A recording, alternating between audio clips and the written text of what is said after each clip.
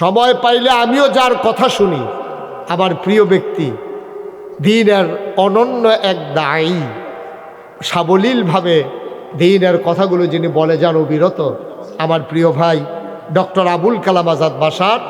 এখনই তিনি আলোচনা করবেন। আল্লাহ যেন কবুল করে। সবাই পড়েন আমিন, জোরে পড়েন আমিন। জি জি, না সমস্যা না। বাসার বাইরে আমি বলছিলাম যে আপনি 9:15টার দিকে চলে আসেন।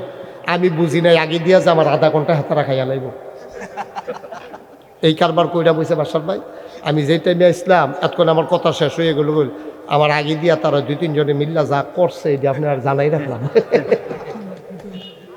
মার হাবা কয় না, শেষ করি। হ্যাঁ, তাইলে দেখেন এই যে আমাদের ছেলেরা, যুবক ছেলেরা, তোমরা যারা প্যান্ট পরো, প্যান্ট, জিন্সের প্যান্ট আর যেই কাপড়ের প্যান্টই হোক, সবগুলা প্যান্ট দেখবা এটা টাইম না মাইদে দিয়ে সিরাউন যাব, এটা নাভির উপরে তুলন যায় না, ঠিক কিনা কন?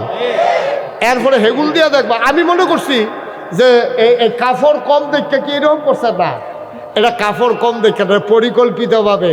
আবার হেগুল দিয়ে দেখবা টাকনুন দিচ্ছে 1 বিঘত, ঠিক কিনা কও? হেগুলটা ফাওয়ের মুড়ার তলে দিয়ে যাই গায়ে প্যান্ট, জানি রে। এগুল দিয়া নামাই লেছে নাবির নিচে, হেগুল দিয়া নামাই লেছে ফাওয়ার নিচে, দুইটাই হারাম, দুইটাই কবিরা গোনা। শক্ত কথা নবীজি বলছেন যারা টাকনুর নিচে কাপড় পরে। অথচ আমার দেশের ছেলেগুলারে পরিকল্পিতভাবে কাফের বেদিনারা, বিভিন্ন কোম্পানির ভালো ভালো নামি দামি জিন্স কোম্পানি যারা, তারা এমনভাবে প্যান্টগুলা বানায়, এগুল দিয়া নাবি ঢাকে না, ওই দিক দিয়া নামা যায় ফাওয়ার নিচে, টাকনুর নিচে 1 বিঘত।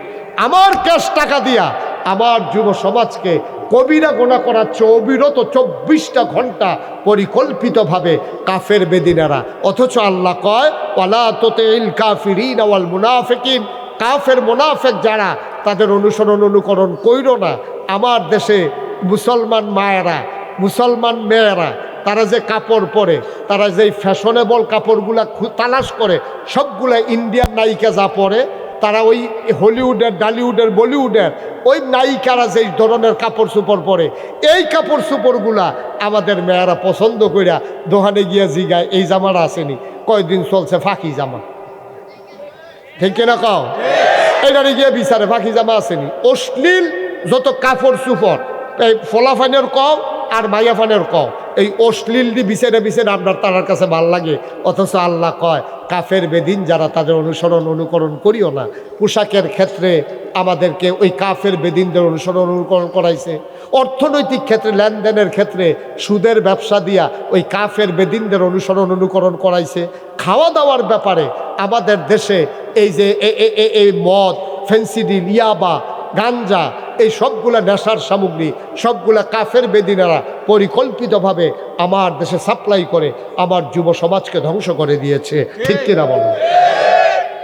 মানুষ বানানোর জন্য যেই চেষ্টা হওয়া দরকার ছিল, বাংলাদেশের চেষ্টা হয়েছে কেমনে মানুষরা অমানুষ বানান যায়, এই ব্যাপারে চেষ্টা আছে, মানুষ বানানোর কোনো চেষ্টা নাই, ঠিক কিনা বলেন? 31st নাইটে 31 তারিখ ডিসেম্বর মাসে 31 তারিখ রাত্রে বিভিন্ন কনসার্ট হয় ঢাকার টিএসসিতে, রমনার বটমূলে, বিভিন্ন জায়গায় ওপেন এয়ার কনসার্ট হয় এই ঢাকাতে। এইগুলো স্পন্সর করে কারা?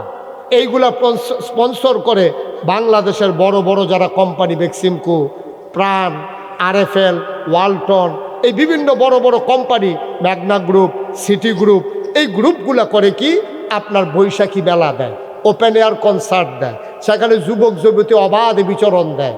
তারপরে 31st নাইটের প্রোগ্রামগুলা তাদেরকে দিয়া করানো হয়।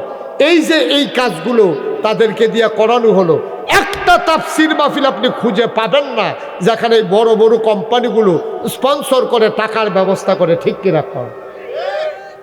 কি কারেন্টে ধরছে নাকি?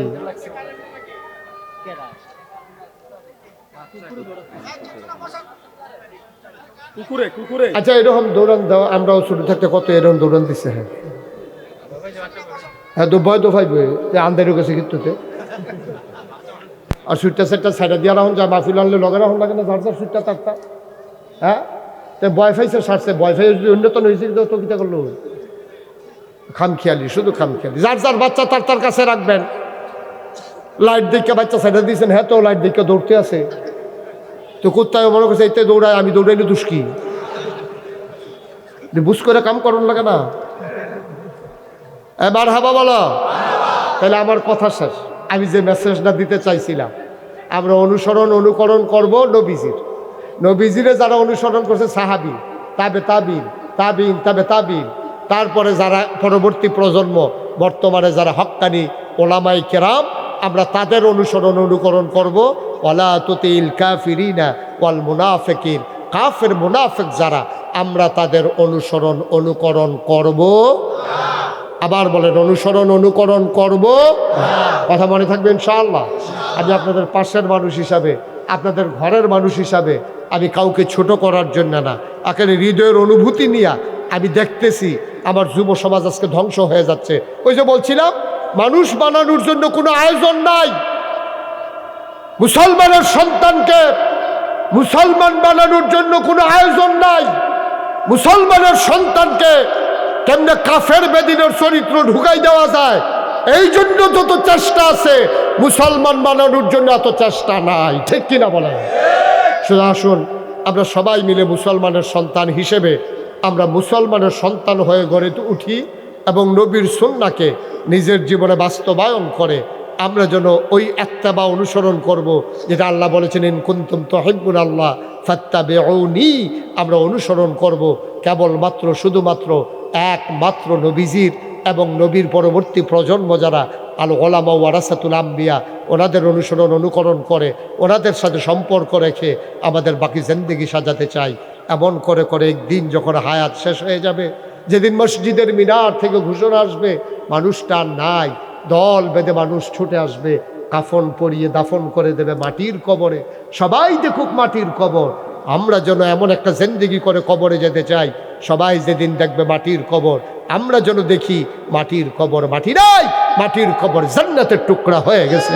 আল্লাহ যেন কবুল করে। সবাই পড়ে আমিন, সবাই পড়ে আমিন। আবার ইনশাল্লাহ দেখা হবে কোনো এক মাহফিলে, কথা হবে ময়দানে। সবার জন্য দোয়া করি। আপনারা আমার হৃদয়ের কাছের মানুষ, চলতে ফিরতে আপনাদের সাথেই আমার যোগাযোগ চলাচল। আপনারা আমার জানাজার মানুষ, আমি আপনাদের জানাজার মানুষ।